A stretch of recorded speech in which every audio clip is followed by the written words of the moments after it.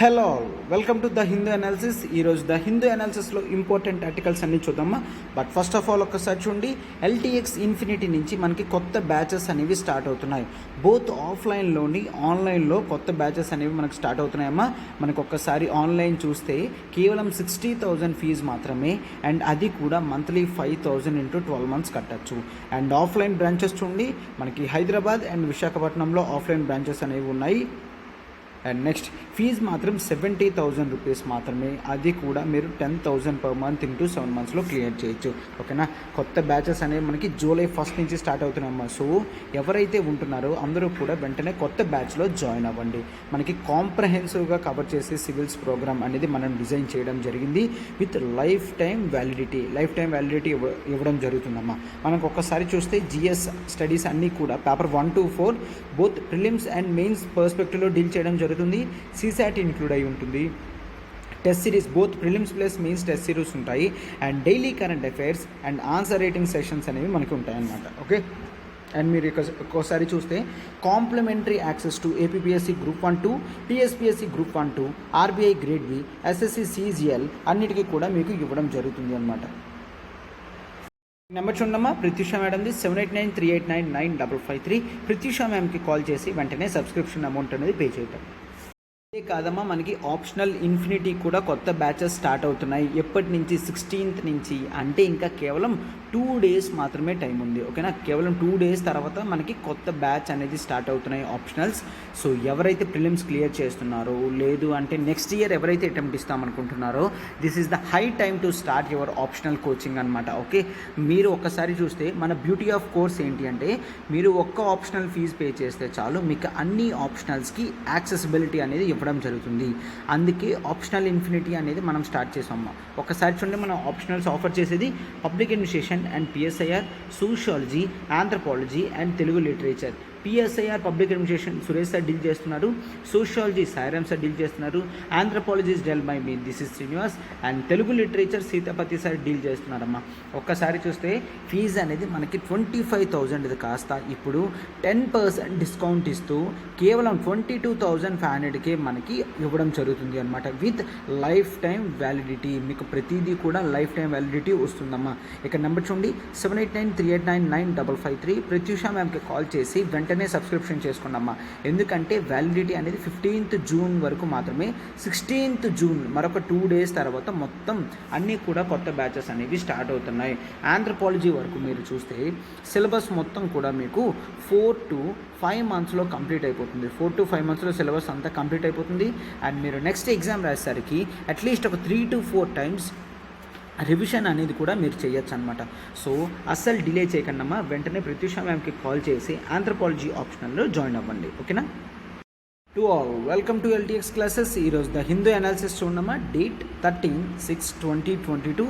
ఈరోజు ఆర్టికల్స్ అన్నీ కవర్ చేసింది this is Srinivas. So first of all మనం ఆర్టికల్స్ ఏమేమి ఉన్నాయో చూద్దాం. చూడండమ్మా, ఆర్టికల్స్ టు బి ఎక్స్ప్లోర్ చూడమ్మా. ఈరోజు ద హిందూలో ఇంపార్టెంట్ ఆర్టికల్స్ ఇవి. మనకి యూపీఎస్సీ ప్రిపరేషన్ వరకు ఏ ఆర్టికల్స్ అయితే చాలా ఇంపార్టెంటో, మోస్ట్ ఇంపార్టెంట్ ఆర్టికల్స్ అన్నీ కూడా పిక్ చేయడం జరిగింది. చూడండమ్మా, musings on Indic civilization and Indianness. ఓకేనా. ఇండిక్ సివిలైజేషన్ అంటే ఏంటి, మ్యూజింగ్స్ మీనింగ్ ఏంటి, ఆ relation between Indic civilization and Indianness రెండు కూడా చూద్దాము. ఆర్టికల్లో డీటెయిల్డ్గా ఎక్స్ప్లెయిన్ చేద్దాం. ఓకేనా. And next, Afghans women's rights are at risk. Okay. Afghanistan ఎప్పుడైతే తాలిబాన్ చేతుల్లోకి వెళ్ళిందో ఉమెన్ రైట్స్ అనేవి షరియత్ల ప్రకారం వెళ్ళడం జరిగింది. సో ఉమెన్ రైట్స్ అనేవి చాలా డేంజరస్ సిచ్యువేషన్లో పడడం జరిగింది అని చెప్తున్నారు. ఓకేనా. And next, India in talks for more Apache and Chinook choppers. Okay. Apache and Chinook helicopters గురించి ఇండియా ఎక్కువ టాక్స్లో ఉంటుంది, అగ్రిమెంట్స్లో ఉంది. అంటే మనం ఎక్కువ అపాచే అండ్ చినూక్ హెలికాప్టర్స్ తెచ్చుకోవడానికి చూస్తున్నాం అనమాట. Next, abnormal dinosaur egg in India. ఓకేనా. ఎక్స్కవేషన్స్లో అబ్నార్మల్ డైనోసార్ ఎగ్ మనం ఇప్పుడు దాని గురించి కూడా చూస్తాము. And new advisory on type 1 diabetes అంటే ఏంటో చూసి దాంతో ఇప్పుడు గవర్నమెంట్ ఏదైతే రీసెంట్గా అడ్వైజరీస్ ఇచ్చిందో అవన్నీ కూడా చూద్దాం, ఓకేనా. And next, ministry seeks feedback on disability policy, ఓకేనా. డిజబిలిటీ పాలసీ అనేది అమెండ్ చేద్దాం అనుకుంటున్నారు. సో ఏ అమెండ్స్ అయితే బాగుంటుందో అనేది పబ్లిక్ ఫోరంలో పెట్టడం జరిగింది. మనకు తెలుసు డెమోక్రటిక్ లాంటి కంట్రీస్లో ఎప్పుడూ కూడా డెసిషన్స్ అనేవి గవర్నమెంట్ తీసుకున్నా కూడా వాటికి వ్యతిరేకత అనేది రాకూడదని పబ్లిక్ పాలసీలో పెట్టడం జరుగుతుంది. సో పబ్లిక్ ఫోరంలో పెట్టినప్పుడు ప్రజలందరూ కూడా ఏవైతే నెగిటివ్ ఇన్ టర్మ్స్ అనుకుంటారో అవన్నీ కూడా టైప్ చేసి పెట్టడం జరుగుతుంది అనమాట. సో గవర్నమెంట్ వాటిని చూసి ఫీడ్బ్యాక్ మెకానిజంలా తీసుకొని దాంట్లో కోర్స్ కరెక్షన్స్ కూడా చేసే ఛాన్సెస్ అనేవి ఎక్కువ ఉంటాయి అనమాట.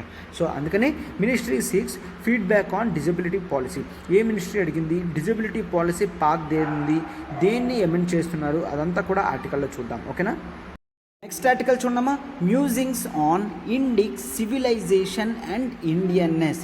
ఈ ఆర్టికల్ మనకి ఎక్కడ ఇంపార్టెంట్? ఈ ఆర్టికల్ మనకి ఆర్ట్ అండ్ కల్చర్లో ఇంపార్టెంట్ అమ్మా. Art and culture and history పార్ట్లో ఉంది, okay. Art and culture and history పార్ట్లో ఉంది. అయితే ఇక్కడ మనం all these comes in GS1, okay. GS1 అనమాట. ఆర్టికల్ రాస్తుంది Shashi Tharoor, okay. He is Congress MP. But ఇతను ఆర్టికల్ రాసేది in general art and culture, Indian history, values, tradition, heritage గురించి అనమాట, ఓకే. ఆర్టికల్ అనేది నార్మల్గా ఇన్ జనరల్గా మీరు కొంత ఇంపార్టెంట్ పార్ట్ అనేది పిక్ చేసుకోవడానికి, ఓకేనా. వాటి గురించి ఇన్ డీటెయిల్డ్గా ఇవ్వడం జరిగింది. First of all, Indic civilization అంటే ఏంటి? ఇండిక్ సివిలైజేషన్ అంటే ఇండియన్ సివిలైజేషన్ని ఇండిక్ సివిలైజేషన్ అని అంటాము. ఫస్ట్ ఆఫ్ ఆల్, సివిలైజేషన్ అంటే ఏంటో మీనింగ్ చూడండి అమ్మా. First of all, what is the meaning of civilization? Civilization అంటే బోత్ కల్చర్ ప్లస్ రైటింగ్స్ ఉంటే దాన్ని సివిలైజేషన్ అని అంటాము. ఏంటమ్మా? కల్చర్ అనేది ఉండాలి. కల్చర్ అంటే ఏంటి?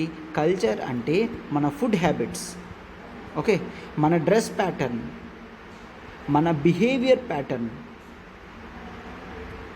ఓకే, అండ్ మనం పూజించే గాడ్స్, మనం ఫాలో అయ్యే సిస్టమ్స్, ఇవన్నీ కూడా కల్చర్ అంటాం. వాటితో పాటు ఎప్పుడైతే రైటింగ్ అనేది యాడ్ అయ్యిందో దాన్నే మనం సివిలైజేషన్ అని అంటాము అన్నమాట. అయితే ఇండియాకి ఎప్పుడు సివిలైజేషన్ వచ్చింది? ఇండియాకి ఇండస్ వ్యాలీ సివిలైజేషన్ అనేది ఉంటుంది కదమ్మా. Indus valley civilization. Indus valley civilization ఎక్కడ మనకి? Both India, present day Pakistan ఏరియాస్లో ఉన్న హరప్పా, మొహెంజోదారో అనమాట. At the rate of Indus river, because of Indus river మనకి ఇండస్ వ్యాలీ సివిలైజేషన్ అనేది స్టార్ట్ అయ్యింది. అయితే ఇక్కడ ఈ Indus valley civilization somewhere around 3300 BCలో స్టార్ట్ అయింది. Few often say 3300 to 3000 BC మధ్యలో స్టార్ట్ అయింది ఇండస్ వ్యాలీ సివిలైజేషన్ అని చెప్తారు. ఈ ఇండస్ వ్యాలీ సివిలైజేషన్ ఏదైతే ఉందో దాని గురించి మనం డీటెయిల్గా హిస్టరీలో అవన్నీ చదువుతాం అనమాట. బట్ మనకి ఇప్పుడు ఈ ఆర్టికల్ వరకు కూడా ఏమీ ఇంపార్టెంట్ కాదు. ఇండస్ వ్యాలీ సివిలైజేషన్ యొక్క ఇంపార్టెన్స్ ఏంటో ఒక్కసారి నార్మల్గా చూడండి. ఇండస్ వ్యాలీ సివిలైజేషన్ ఇంపార్టెంట్ ఏంటి అంటే మనకి ఇండియాకి ఇండస్ వ్యాలీ సివిలైజేషన్ ప్రొవైడ్స్ ఏంటి? Cultural importance, cultural significance, okay, and political significance. అప్పట్లో పాలిటీ ఎలా ఉండేది, అప్పట్లో కల్చర్ ఎలా ఉండేది అదంతా. అండ్ హెరిటేజ్, ఇండియా యొక్క హెరిటేజ్ అక్కడి నుంచి తీసుకొని రావడం జరిగింది అనమాట. అంటే ఒకప్పుడు ఎట్లాగా మనకి ఇండస్ వ్యాలీ సివిలైజేషన్ చూసుకుంటే డ్రైడ్ బ్రిక్స్ అనేవి యూజ్ చేసుకునేవారు. And Indus valley art and architecture చూస్తే మనకి అది ఎగ్జాక్ట్గా యూటిలిటేరియన్ వాల్యూ కలిగి ఉంటుంది. యూటిలిటేరియన్ వాల్యూ అంటే హౌసెస్ చూడడానికి అందంగా కనిపించకపోవచ్చు కానీ చాలా యూటిలిటీ ఉంటుందన్నమాట. ఏ రూమ్కి ఆ రూమ్ నీట్గా డివైడ్ చేసి first floor, second floor, third floor అట్లాగా 2 story 3 story హౌసెస్ కూడా ఉన్నాయి. అండ్ లార్జ్గా గ్రానరీస్ కూడా కట్టుకున్నారు అని చూస్తాం, అవునా? సో ఇవన్నీ కూడా ప్రెజెంట్ డే మనం ఎట్లా ఉండాలని చెప్పేది కాబట్టి అది హెరిటేజ్ సిగ్నిఫికెన్స్ అని అంటాము. And Indus valley also provides foundational significance. Foundational significance అంటే ఇండస్ వ్యాలీ తర్వాత మనకేంటి వేదిక్ సొసైటీ అనేది వచ్చింది, రైట్? సో వాటికి కావాల్సిన మొత్తం ఇంపార్టెంట్ కంటెంట్ అంతా కూడా ఇండస్ వ్యాలీ సివిలైజేషన్ నుంచి కాస్త వరకు ఓవర్లాప్ అవ్వడం అయింది అని చూస్తాం. అందుకనే దాన్ని ఫౌండేషనల్ సిగ్నిఫికెన్స్లో పెట్టడం అనేది జరిగింది అనమాట. అయితే మనం ఏం చూస్తాం ఇప్పుడు, ఇండిక్ సివిలైజేషన్ అంటే importance towards our heritage, our cultural significance, our foundational aspects, aspirations, ఇవన్నీ కూడా మనం చూస్తే దాన్నే మనం Indic civilization or Indus civilization or Indian civilization అని అంటాము. Indic civilization. అయితే ఆథర్ ఇక్కడ ఇంపార్టెన్స్ ఆఫ్ ఇండిక్ సివిలైజేషన్ అనేది చెప్తున్నారు. ఇండిక్ సివిలైజేషన్ అంటే కేవలం ఇండియాకి సంబంధించింది మాత్రమే కాదు, నైబరింగ్ కంట్రీస్ ఏవైతే civilisational aspects and aspirations of India అనేవి తీసుకున్నారో వాళ్ళందరూ కూడా ఇండిక్ సివిలైజేషన్లోకే వస్తారు అని చెప్పడం జరిగింది అనమాట. ఓకే, సో దాని గురించి పూర్తిగా డీటెయిల్డ్గా ఇవ్వడం జరిగింది. So important content, data, material అంతా కూడా తీయడం జరుగుతుందమ్మా. ఈ ఆర్టికల్ మీరు చదవాల్సిన అవసరం కూడా ఉండదు, జస్ట్ ఇంపార్టెంట్ పాయింట్స్ అన్నీ కూడా మీరు నోట్ డౌన్ చేసుకొని వింటే సరిపోతుంది అనమాట. ఓకే, అండ్ ఆర్టికల్లో ద వర్డ్ మ్యూజింగ్ అని యూజ్ చేయడం జరిగింది, అవునా? ద వర్డ్ మ్యూజింగ్స్ అని, ఓకేనా? మ్యూజింగ్స్ అంటే నథింగ్ బట్ ఓల్డ్వి జ్ఞాపకాలు గుర్తు తెచ్చుకొని ఆలోచిస్తే దాన్ని మ్యూజింగ్స్ అని అంటాము. అయితే ఈ Indic civilization and the content of ఇండియన్నెస్లో ఆథర్కి ఏంటి బ్యాక్ హిస్టరీలో జరిగింది, ఏ ఆస్పెక్ట్స్ అనేవి గుర్తొస్తున్నాయో జనరల్గా చెప్తున్నారు. He has great experience in United nations అనమాట. ఓకే, సో అవన్నీ కూడా పెట్టడం జరుగుతుంది, క్లారిటీగా చూడండి అనమాట. ఏంటి మన ఇండియన్ నేషన్హుడ్ అనేది చూస్తే ఫారినర్స్ ఎప్పుడూ కూడా ఇండిక్ సివిలైజేషన్ని చాలా యూనిక్గా చూస్తారు, because of it's diversity and because of it's foundational values. ఎప్పుడూ కూడా ట్రెడిషనల్ పర్స్పెక్టివ్లో ఉన్నప్పటికీ కూడా మోడర్న్ ఐడియాస్ కలిగి ఉంటుంది Indus valley civilization. And the beauty అనేది యాడెడ్ కోర్ ఏంటి అంటే డైవర్సిటీ అని ఎప్పుడూ కూడా ఫారినర్స్ చెప్తారు అనమాట. ఓకే, సో అయితే ఇక్కడ జనరల్గా ఆథర్ ఏం చెప్తున్నారు, ఒక 4 decades బ్యాక్ జనరల్గా ఈ ఇష్యూ అనేది జరిగింది అని చెప్తున్నారు అనమాట. ఎవరు చెప్తున్నారు? ఒక డిస్టింగ్విష్డ్ ఫారినర్ పర్సనల్, ఒక వేరే ఫారిన్ కంట్రీ వ్యక్తి ఆథర్కి చెప్తున్నారనమాట. ఏంటి, ఇండియన్స్ వాళ్ళ ఇండిక్ సివిలైజేషన్ని మర్చిపోతున్నారు అనేది, ఓకేనా? అయితే మేము మాత్రం వాటిని ఫాలో అప్ చేస్తున్నాము అని చెప్తున్నారనమాట. అయితే ఏ కంట్రీ అలా చెప్పింది, ఎందుకు ఆ సిచ్యువేషన్ ఏంటి అన్నీ కూడా ఆథర్ డిస్క్రైబ్ చేయడం జరిగింది. ఒక్కసారి మీరు చూడండి అమ్మా, ఇది ఎవరు చెప్పారు ఆథర్కి 1982లో, ఓకే, యునైటెడ్ నేషన్స్లో అతను సింగపూర్లో యునైటెడ్ నేషన్స్ని లీడ్ చేస్తున్నారు. ఒక టీంని యునైటెడ్ నేషన్స్లో ఇతను లీడ్ చేస్తున్నారు. అప్పుడు అందులో కంబోడియా నుంచి ఒక ఫేమస్ పొలిటీషియన్, కంబోడియా నుంచి ఫేమస్ పొలిటీషియన్ రావడం జరిగింది. అతను ఒకసారి ప్రైమ్ మినిస్టర్ కింద కూడా చేశారనమాట. And his name is Son Sann. Okay, ఇతను చెప్తున్నారనమాట, ఏంటి మేము చాలా విచారంగా ఫీల్ అవుతున్నాం. ఎందుకు? ఓకే, దట్ ఈజ్ 1979లో వియట్నాం ఎప్పుడైతే కంబోడియా మీద అటాక్ చేసిందో మీరు అప్పుడు వియట్నాంకి సపోర్ట్ చేస్తున్నారు, ఓకేనా? వియట్నాం కంబోడియా మీద అటాక్ చేసినప్పుడు ఇండియా వియట్నాంకి సపోర్ట్ చేస్తుంది 1979లో. సో అయితే అప్పుడు నేను కూడా ఉన్నాను. దీంతో మేమేం అర్థం చేసుకున్నామంటే Cambodia also holds Indic civilization. అదేంటి సార్, కంబోడియాకి ఇండిక్ సివిలైజేషన్ ఎలా వస్తుంది అని? ఇండిక్ సివిలైజేషన్ అంటే కేవలం ఇండియాలో పార్ట్ అవసరం లేదమ్మా. ఇండియన్ కల్చర్ ఎక్కడైతే పూర్తిగా విస్తరింపబడిందో ఇండియాలో వచ్చిన తర్వాత ఆ ఏరియాస్ యొక్క సివిలైజేషనల్ ఆస్పెక్ట్స్ అనేవి అలానే ఉంటే వాటిని ఇండిక్ సివిలైజేషన్స్ అని అంటాము, ఓకేనా? అయితే ఇక్కడ మీరు చూడాల్సింది ఏంటి అంటే కంట్రీస్ హెరిటేజ్, ఇవన్నీ కూడా చూడాలి. బట్ మీరు అలా చూడకన్నా వియట్నాం కంబోడియా మీద అటాక్ చేస్తే మీరు చాలా సైలెంట్గా ఉన్నారు అండ్ వియట్నాంకి హెల్ప్ చేయడం జరిగింది అని చెప్తున్నారనమాట. ఓకే, అయితే ఇక్కడ నేనేం చూస్తున్నాను, ఇండియా యొక్క సివిలైజేషనల్ హెరిటేజ్ ఆస్పెక్ట్స్ అన్నీ కూడా మర్చిపోయారు మీరు. మేము ఆల్రెడీ ఇండిక్ సివిలైజేషన్లో ఉన్నప్పుడు మీరు కంబోడియాకి హెల్ప్ చేయాలి తప్ప వియట్నాంకి హెల్ప్ చేసి మా మీద అటాక్ చేస్తున్నప్పుడు మీరు చాలా సైలెంట్గా ఉన్నారు అని చెప్తున్నారు అనమాట. అయితే మన cultural aspects related to Cambodia ఏంటి అంటే కంబోడియాలో the most and the biggest Hindu temple అనేది ఉంది కంబోడియాలో. What is that? Angkor Wat. Okay, Angkor Wat వరల్డ్లోనే ది లార్జెస్ట్ హిందూ టెంపుల్ ఎక్కడ ఉంది అంటే యాంకోర్ వట్ ఇన్ కంబోడియా. ఇండియాలో హిందూయిజం అనేది ఉన్నప్పటికీ కూడా మనము యాంకోర్ వట్ టెంపుల్ వరల్డ్లోనే లార్జెస్ట్ టెంపుల్ అనేది ఎక్కడ చూస్తాం, కంబోడియాలో మాత్రమే చూస్తాము. అయితే ఈ యాంకోర్ వట్ టెంపుల్లో మనం ఏంటి, కేవలం టెంపుల్ ఉంటే సరిపోవట్లేదు, ఇక్కడ మనం స్టోరీస్ ఫ్రమ్ రామాయణ కానీ Mahabharata and different architectural values ఇవన్నీ కూడా ఉన్నాయి. అండ్ చాలా వరకు సింబల్స్ కూడా ఉన్నాయన్నమాట. సింబల్స్ ఎప్పుడూ కూడా కల్చర్ని సిగ్నిఫికెన్స్ చేస్తుంది సింబల్స్. సో అయితే ఆ సింబల్స్ ఏవేమో అక్కడ ఉన్నాయి. జనరల్గా దీస్ ఆర్ నాగ, సింహ, గరుడ, గరుడ ఇవన్నీ కూడా అక్కడ ఉన్నాయి. నాగా అంటే నథింగ్ బట్ స్నేక్, సింహ అంటే లయన్, గరుడ అంటే ఇట్ ఈస్ గరుడ పక్షి. సో ఇవన్నీ కూడా సింబల్స్ ఉన్నాయి. అండ్ ఇవన్నీ ఇప్పుడు మనం ప్రస్తుతం మిలిటరీ ఆస్పెక్ట్స్లో చూస్తున్నాము. ఇండియాలో నేవీకి, ఇండియన్ ఆర్మీకి, ఎయిర్ ఫోర్స్కి యూజ్ చేస్తున్నాం కదా, వీటి మీద ఈ సింబల్స్ అనేవి పెట్టుకోవడం జరిగింది. ఆ సింబల్స్ని ఎగ్జాక్ట్గా యాంకోర్ వట్ టెంపుల్లో ఎప్పుడో వాటిని కన్స్ట్రక్షన్ చేయడం జరిగింది. నీట్గా ఆర్కిటెక్చరల్ రూపంలో కూడా చెప్పడం జరిగింది అని చెప్తున్నారనమాట. ఓకే, అయితే మీరు ఇక్కడ చూస్తే చాలా వరకు కూడా హిందూయిజం అనేది కంబోడియాకి కొంతమంది మర్చెంట్స్, ట్రావెలర్స్తో తీసుకొని రావడం జరిగింది. ఎప్పుడు ఇన్ ది 1000 AD. ఓకేనా, at the time of 1000 AD చూస్తే ఆ టైంలోనే తీసుకొని రావడం జరిగింది కంబోడియాకి హిందూయిజం అనేది. ఓకేనా, అయితే ఈ మర్చెంట్స్ కానీ ట్రావెలర్స్ కానీ వాళ్ళు అక్కడ యూజ్ చేసేవారు హిందూ కల్చర్ని. అండ్ దాంతోపాటు బుద్ధిజంను కూడా తీసుకొని రావడం జరిగింది, Buddhism. Okay, and India also exported many of the religious aspects of both these main religions. Okay, ఈ రెండు రిలీజియన్స్ ఇంపార్టెన్స్ కూడా అక్కడ స్ప్రెడ్ చేయడం జరిగింది.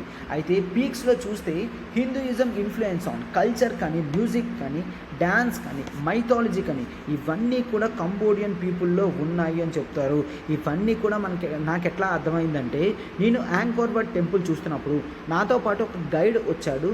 ఆ గైడ్ మొత్తం టోటల్గా డీటెయిల్డ్గా అంతా కూడా మొత్తం మ్యూజిక్, డ్యాన్స్, మైథాలజీ, కల్చర్ కానీ ఇవన్నీ కూడా ఇంపార్టెన్స్ చెప్పి అతను చెప్తున్నారనమాట.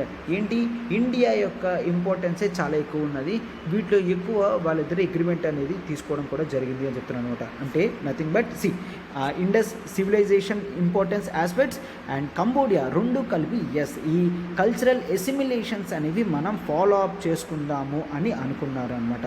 ఓకే, అయితే ఇక్కడ జనరల్గా ఏం చెప్తున్నారు, ఇప్పుడు మీరు ఆ సివిలైజేషనల్ ఆస్పెక్ట్స్ అనేవి వాడడం తగ్గించేశారు, బట్ మేము మాత్రం మీ దగ్గర నుంచి తీసుకున్నప్పటికీ కూడా వాటిని ఫాలో అవుతున్నాము. మేము ఫాలో అవ్వడం వలనే ఈ ఆస్పిరేషన్స్ కానీ, గోల్స్ కానీ అన్నీ కూడా సౌత్ ఇండియా, సౌత్ ఈస్ట్ ఏషియాలో పూర్తిగా స్ప్రెడ్ అవుతుంది అని చెప్తున్నారనమాట. మీరు మాత్రం ఇంపార్టెన్స్ టు బ్రాహ్మిన్స్, క్షత్రియాస్ మాత్రమే ఇస్తున్నారు, మేము అన్ని కమ్యూనిటీస్ని అన్నిటికీ ఈజీగా అలానే ఇస్తున్నామని చెప్తున్నారనమాట.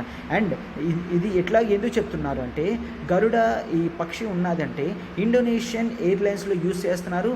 అండ్ రామాయణ జనరల్గా ఏంటి యూజ్ చేస్తున్నారు, క్లౌ ప్రొడక్ట్స్ని యూజ్ చేయడానికి రామాయణాన్ని యూజ్ చేస్తున్నారు చాలా కంట్రీస్లో.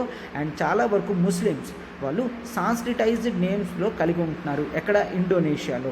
ఓకేనా, అండ్ వాళ్ళందరూ ముస్లిమ్స్గా మారినప్పటికీ కూడా చాలా వరకు కూడా సాంస్క్రిట్ నేమ్సే యూజ్ చేస్తున్నారు. ఓకేనా, అండ్ ఇవన్నీ కూడా మనకి గ్రేటర్ ఇంపార్టెన్స్గా కల్పిస్తుంది అనమాట. వీటన్నిటితో కూడా మనం ఇండిక్ సివిలైజేషన్ అనేది చూస్తున్నాం. And the concept of Indianness అనేది మనకి పోతుంది అనమాట. ఓకే, అయితే ఈ ఇండిక్ సివిలైజేషన్లో అప్పుడు ఏ కంట్రీస్ ఉన్నాయంటే, మియాన్మార్ కానీ, థాయిలాండ్ కానీ, కంబోడియా కానీ, శ్రీలంక కానీ, ఇండోనేషియా కానీ, Bali, okay, Java, Bali, Sumatra, Indonesia, ఈ కంట్రీస్ అన్నీ కూడా జనరల్గా ఇండిక్ సివిలైజేషనల్ ఆస్పెక్ట్స్లోనే ఉన్నాయి అని చూస్తామన్నమాట. For example present day Andhra Pradesh and Bangladesh ఎట్లా డివైడ్ ఉంటుంది, చాలా ఇన్ జనరల్గా డివైడ్ అయి ఉంటుంది కదమ్మా. సో అట్లాగే డివైడ్ అయ్యి మాత్రమే ఉన్నది తప్ప ఇంపార్టెన్స్ అంతా కూడా ఎటువంటి నేషన్ లేకున్నా కూడా అందరూ ఆ 4 కంట్రీస్ కూడా కలిపి ఉండడం జరిగింది అని చూస్తాం. ఓకేనా, సో అయితే ఇక్కడ జనరల్గా ఏం చూస్తాము, ఇంకా ఈ ఐడియా ఆఫ్ ఇండియన్నెస్ అనేది ఇండియాది. సో మనం ఏంటి జనరల్గా ఎప్పుడూ కూడా ఏమనుకుంటున్నాం, నేషన్ స్టేట్కి వెళ్ళాలి అనుకుంటున్నాము. The concept of nation state, okay, the concept of nation state. Nation అంటే నథింగ్ బట్ నేషన్లో ఉన్న ప్రతి ఒక్కరు కూడా సేమ్ కల్చరల్ ఆస్పెక్ట్స్ అనేవి ఫాలో అవ్వాలి వితౌట్ ఎనీ డైవర్సిటీ అని చూస్తాం. బట్ ఇక్కడ నేషనల్ ఆస్పెక్ట్ కాకుండా సివిలైజేషనల్ ఆస్పెక్ట్ చూసుకొని సివిలైజేషన్ స్టేట్ అని చూస్తే మంచిది. సివిలైజేషన్ స్టేట్,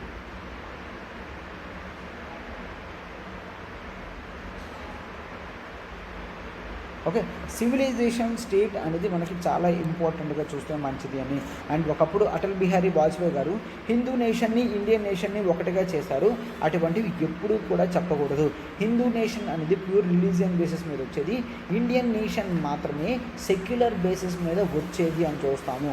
సో అందుకనే ఎప్పుడు కూడా అటువంటి టైటిల్స్ అనేవి ఇండియా లాంటి కంట్రీకి చెప్పకూడదు అని చెప్తున్నాను అనమాట. అండ్ ఇట్లాగా చూస్తే మనకి కొన్ని ఎగ్జాంపుల్స్ అవన్నీ కూడా ఇవ్వడం జరుగుతుంది. ఎప్పుడైతే fraternal relations between Buddhism, Christianity, Sikhism అనేది స్ట్రాంగ్ అవుతుందో అప్పుడు జనరల్గా మనం ఏం చూస్తాము, అందరూ కూడా కలిసిగా ఉంటారు. ఈవెన్ హిందూస్ కూడా అందరూ కూడా కలిసిగా ఉండే ఛాన్సెస్ అనేది ఉంటుందన్నమాట. ఇట్లా చెప్తున్నారు. సో అందుకనే జనరల్గా టెంపుల్స్ ఎవరు కట్టారు, మసీద్స్ ఎవరు కట్టారు, ఎవరు కూల్చుతున్నారు, వాటిని చూసే కన్నా ఆ లోపల ఆర్ట్ అండ్ కల్చర్ చూస్తే చాలా హెరిటేజనల్ వాల్యూ కూడా తెలుస్తుంది మనకి అని అర్థమవుతుంది అనమాట. Okay, so this is the important thing from this article. ఈ ఆర్టికల్ ఇంకా అంతకన్నా చూడాల్సింది ఏమీ లేదనమాట. ఓకే, మెయిన్స్ ఆన్సర్ రైటింగ్ రాస్తున్నప్పుడు ఏదైనా వస్తే you can coat example of these countries and ఈ టెంపుల్స్ కానీ ఇవన్నీ కూడా మనం చూస్తాం అనమాట. ఓకే, సో అయితే ఇప్పుడు నేను మన నెక్స్ట్ ఆర్టికల్కి వెళ్ళిపోతున్నానమ్మా, చూడండి ఒకసారి. నెక్స్ట్ ఆర్టికల్ చూడమ్మా, Afghanistan women's rights are at risk అని చెప్తున్నారు అనమాట. ఆర్టికల్ ఇది మనకి ఇంటర్నేషనల్ రిలేషన్స్లో ఇంపార్టెంట్ టాపిక్. ఇంటర్నేషనల్ రిలేషన్స్ మనకి ఎక్కడ వస్తుంది, GS 2లో వస్తాయి అనమాట. GS 2 ఇంటర్నేషనల్ రిలేషన్స్లో ఇంపార్టెంట్ ఆర్టికల్. అయితే మీరు ఇక్కడ చూస్తే ఆఫ్ఘనిస్తాన్ ఏదైతే ఇప్పుడు రూలింగ్లో ఉంటుందో, ఎవరు రూలింగ్లో ఉందమ్మా, తాలిబాన్ రూలింగ్లో ఉంది. తాలిబాన్ అనేది ఒక డ్రెడెడ్ మిలిటరీ ఆర్గనైజేషన్ అనమాట. Military in the sense terrorist ఒక ఆర్గనైజేషన్ ఇది. ఈ టెర్రరిస్ట్ ఆర్గనైజేషన్ అనేది కంట్రీని కూప్ చేసి తీసుకోవడం జరిగింది అనమాట. They declared war on the country and ఒక్కొక్క ప్లేస్ జాగ్రత్తగా ఆక్యుపై చేస్తూ టోటల్గా కంట్రీని 2020లో వీళ్ళు ఆక్యుపై చేయడం జరిగింది, 2019లో. ఓకేనా, సో అయితే అప్పటి నుంచి జనరల్గా ఏం చూస్తాం, ఎప్పుడైతే ఆఫ్ఘనిస్తాన్ని టోటల్గా వీళ్ళు తాలిబాన్ ఎప్పుడు ఆక్యుపై చేసుకున్నారో ఆగస్ట్ 2021లో ఆక్యుపై చేసుకున్నారు. ఆగస్ట్ 2021లో ఆక్యుపై చేసుకున్నారమ్మా. అప్పటి నుంచి కంట్రీలో ఏదైతే ముందు వరకు ఫ్రీడమ్ అనేది ఉండేదో ఉమెన్కి, ఆ ఫ్రీడమ్ అంతా కూడా పోయింది అని చెప్తున్నారనమాట. అంటే స్కూల్స్కి ఫీమేల్స్ని పంపించడం లేదు, కాలేజెస్కి పంపించడం లేదు, చాలా వరకు గవర్నమెంట్ ఎంప్లాయీస్లో కూడా పంపించడం లేదు. కేవలం వాళ్ళని హౌస్ హోల్డ్ యాక్టివిటీస్ వరకు మాత్రమే ఉంచుతున్నారు అని చెప్తున్నారు అనమాట. అయితే రీసెంట్గా జనరల్గా ఆఫ్ఘనిస్తాన్ ఇంటీరియర్ మినిస్టర్ అనే ఒక వ్యక్తి ఉన్నారు, సిరాజుద్దీన్ హకానీ. ఒక్కసారి చూడండి, నేను చెప్తాను. మనకి సెక్యూరిటీ టాపిక్స్లో కూడా ఇంపార్టెంట్ అనమాట. There is something that is called Haqqani network. All these are issues of Afghanistan అమ్మ. హకానీ నెట్వర్క్ తాలిబాన్ కాకుండా అక్కడ మోస్ట్ డేంజరస్ టెర్రరిస్ట్ ఆర్గనైజేషన్ అనేది హకానీ నెట్వర్క్ అని చూస్తాము. తాలిబాన్కి కావాల్సిన క్యాష్ కానీ వాళ్ళకి కావాల్సిన ఆర్మ్స్ అండ్ ఎమ్యునేషన్స్ అన్నీ కూడా హకానీ నెట్వర్క్ రూట్స్ నుంచే వెళ్తాయి. సో ఇటువంటి హకానీ నెట్వర్క్ యొక్క హెడ్ సిరాజుద్దీన్ హకానీ, అతని పేరు సిరాజుద్దీన్ హకానీ. అతను ఇప్పుడు పాకిస్తాన్లో హోమ్ మినిస్టర్ లాగా అనమాట. ఓకే, ఇంటీరియర్ మినిస్టర్ అని అంటారు, అయితే హోమ్ మినిస్టర్ లాగా. ఇతను ఏం చెప్పారు, ఎప్పటి నుంచి అయితే స్కూల్స్ ఎవరు గర్ల్స్ లేకన్నా స్కూల్స్ అన్నీ క్లోజ్ అయిపోయాయో, ఇప్పుడు ఆ స్కూల్స్ అన్నీ కూడా ఓపెన్ చేయడం జరుగుతుంది, మళ్ళీ గర్ల్స్ని స్కూల్స్కి పంపించడం జరుగుతుంది అని మాత్రమే చెప్పడం జరిగింది. బట్ అయితే చెప్పిన తర్వాత కూడా చాలా రోజులకి ఇప్పటికీ కూడా ఎటువంటి మార్పు కూడా లేదు అని చెప్తున్నారనమాట. సో దీంతో ట్రూ కలర్ ఆఫ్ తాలిబాన్ అనేది మనకి తెలుస్తుంది.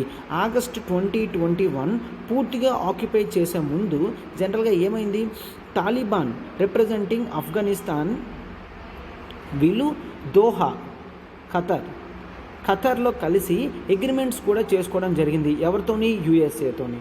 సో తాలిబాన్ యూఎస్ఏ అగ్రిమెంట్ తర్వాత యూఎస్ఏ బ్యాక్ వెళ్ళిపోయింది. తాలిబాన్ రూల్ చేస్తుంది అనమాట.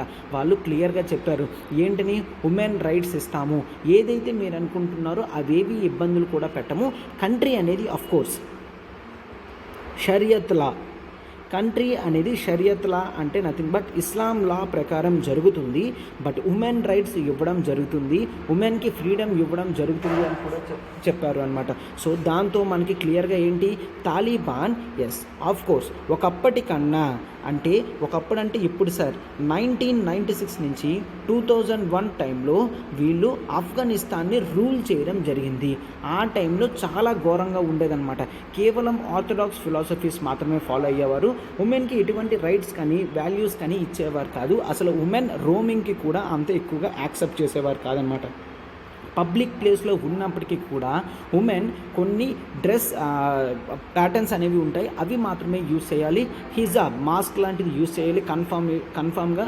సో ఉమెన్ బయటకు వచ్చినప్పుడు కూడా ఖచ్చితంగా మేల్ సపోర్ట్తోనే రావాలి. ఇవన్నీ కూడా ఉమెన్ రిప్రెసివ్ మెషర్స్ అనేవి వాళ్ళు పెట్టడం జరిగింది. బట్ ఈ 2021కి వచ్చేసరికి నో, మేము కాస్త లిబరల్ అండ్ మోడరేట్గా మారడం అనేది జరిగింది. మేము ఇప్పుడు మోడరేట్గా మారడం జరిగింది. మేము ఉమెన్ రిప్రెసివ్ రూల్స్ అవి కూడా తీసుకొని రాము, లాంగ్ స్టాండింగ్లో ఉమెన్కి హెల్ప్ అయినట్టు మాత్రమే తీసుకొని వస్తాము అని ఈ పీస్ డీల్ దోహాలో చెప్పడం జరిగింది. ఎప్పుడమ్మా 2021లో అనమాట. ఓకే, సో దాంతో మనం ఏం చూస్తాం, తాలిబాన్ మోడరేట్గా మరియు రిఫార్మేటివ్గా మారింది అని చూస్తాం అనమాట. మోడరేటివ్గా రిఫార్మేటివ్గా మారింది అని చూస్తాం. తాలిబాన్ చేతుల్లోకి ఫుల్ ఫ్లెడ్జ్డ్గా కంట్రీ రూలింగ్ వచ్చిన తర్వాత పూర్తిగా చేంజ్ అయిపోయిందనమాట. ఎందుకు ఒక్కసారి చూడండి, 2009లో female participation Afghanistan labour force పార్టిసిపేషన్లో ఉమెన్ రేట్ కేవలం 15% మాత్రమే ఉండేది. ఆ నెంబర్ 2019 కల్లా ఎక్కడికి వెళ్ళింది, 22%కి వెళ్ళింది అనమాట. సో ఈ 22%కి వెళ్ళేసరికి చాలామంది ఉమెన్ ఇంపార్టెంట్ రోల్స్లో, గవర్నమెంట్లోని, పార్లమెంట్లోని, మీడియాలోని, హెల్త్ అండ్ ఎడ్యుకేషన్ సెక్టార్లోని, సివిల్ సొసైటీలోని రైట్స్ యాక్టివిస్ట్గాను చాలా వరకు ఉండడం జరిగింది. ఎందుకు, ఆ టైంలో గవర్నమెంట్ రూల్ ఉన్నది కాబట్టి వీళ్ళ రోల్ అనేది పెరిగింది, వాళ్ళ ఇంపార్టెన్స్ కూడా పెరిగింది అని చూస్తామన్నమాట. వాళ్ళు కేవలం ప్యాట్రియార్కల్ స్ట్రక్చర్స్లోని సిస్టమ్స్లోనే ఉండకుండా బయటకు వచ్చి హార్డ్ వర్క్ చేయడం జరిగింది, వాళ్ళ రోల్స్ని సస్టైన్ కూడా చేసుకోవడం జరిగింది. బట్ ఇవన్నీ కూడా తాలిబాన్ వచ్చిన తర్వాత టోటల్గా ట్రాన్స్ఫర్మేషన్ అయిపోయిందనమాట. దోహా అగ్రిమెంట్లో అమెరికన్స్ ఇదే అడిగారనమాట, ఏంటి ఉమెన్స్ ఏదైతే ఇప్పుడు పొజిషన్స్ ఆక్యుపై చేస్తున్నారో మీరు వాళ్ళని ఫోర్స్ఫుల్గా బయటికి వెళ్ళనివ్వకూడదు అని చెప్పడం జరిగింది. అయితే దానికి తాలిబాన్ గవర్నమెంట్ యాక్సెప్ట్ చేసిందనమాట. మేము ఇప్పుడు ఏదైతే ఉమెన్ ఉన్నారో వాళ్ళందరినీ కూడా యాక్సెప్ట్ చేస్తాము, మీకు దాంట్లో ఇబ్బంది ఏమీ లేదు, ఉమెన్ రూల్స్ అండ్ రెగ్యులేషన్స్ అన్నీ కూడా మేము లిబరల్గానే మెయింటైన్ చేస్తాము అని చెప్పడం జరిగింది. బట్ ఆ వర్డ్స్ అన్నీ కూడా వాళ్ళు చేంజ్ చేసేసారు. ఎందుకంటే వాళ్ళు రూలింగ్ అయిన తర్వాత వితిన్ 3 monthsలో వాళ్ళ పర్సంటేజ్ అనేది 16% దాకా పడిపోవడం జరిగింది. Compare to 6%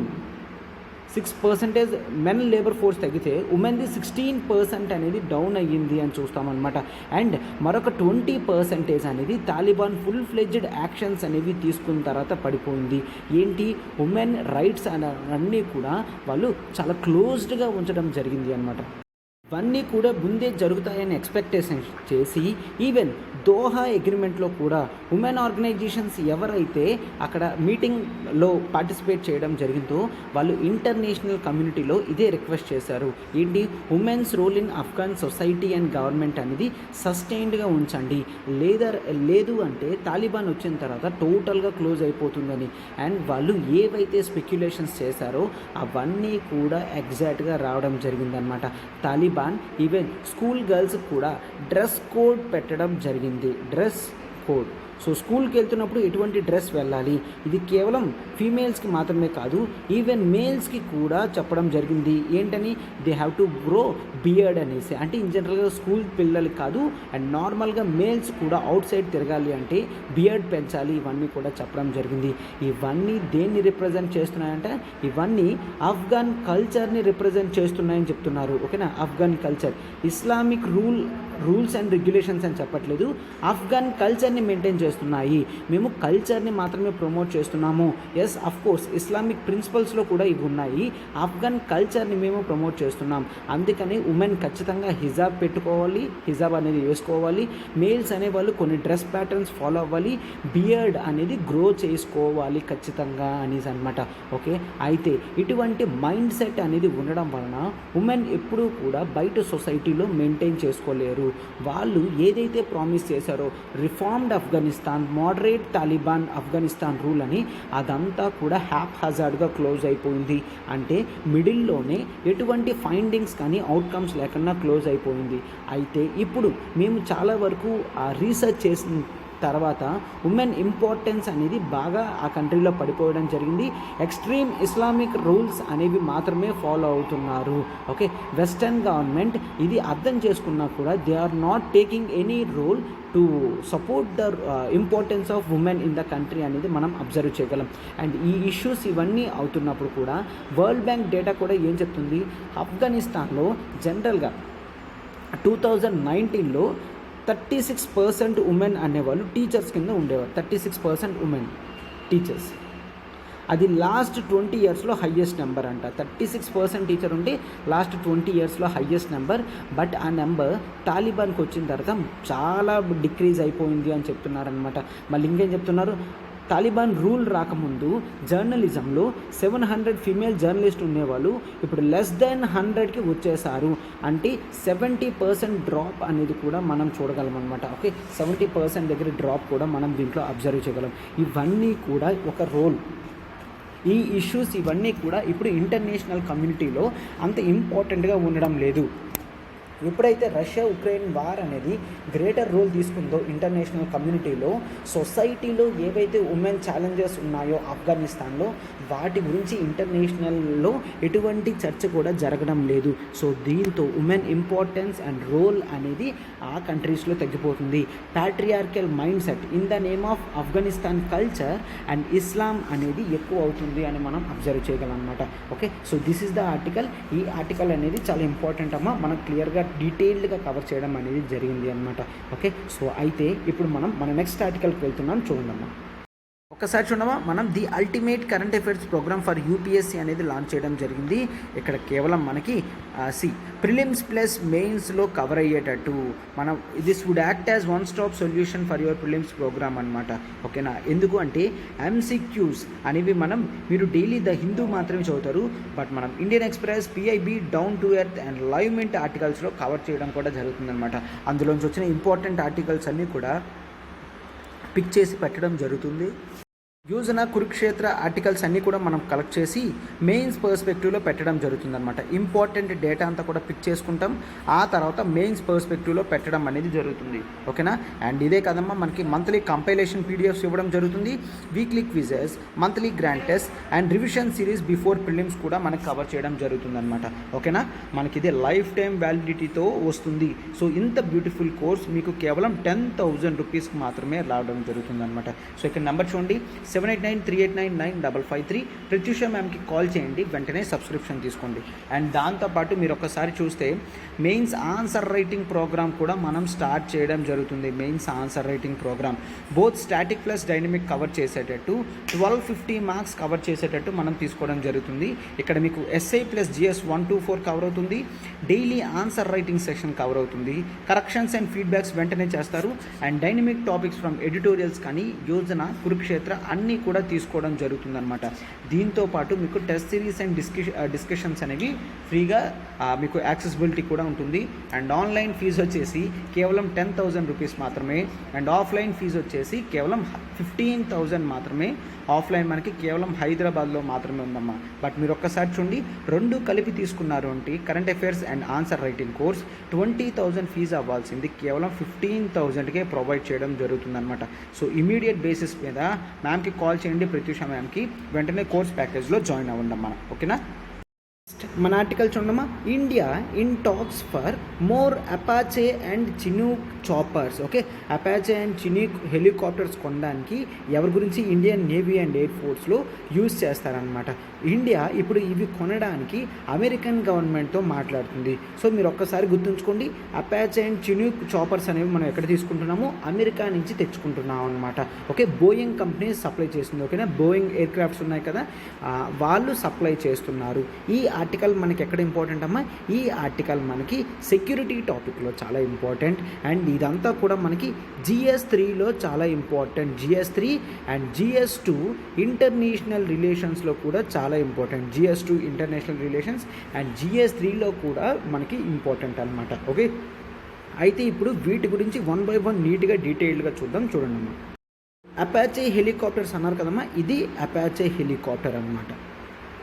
Apache helicopter. ఈ అపాచే హెలికాప్టర్ అనేది చూసారా ఎట్లాగా మొత్తం అన్నిటితోని ఆన్గా ఉన్నదో పూర్తిగా డీటెయిల్డ్గా. సో ఇవన్నీ కూడా చాలా టెర్రర్గా తయారు చేయడం జరిగింది అనమాట.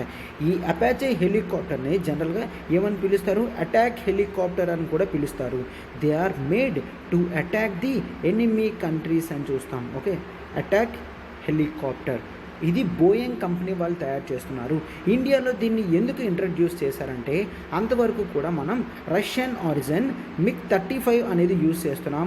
ఆ MiG-35ని రీప్లేస్ చేస్తూ, అవి రిటైర్ అయ్యాయని వాటిని రీప్లేస్ చేస్తూ అపాచే హెలికాప్టర్స్ అనేవి యూజ్ చేయడం జరిగింది. అయితే దీని ఇంపార్టెన్స్ ఏంటి అంటే, all these are all weather capable.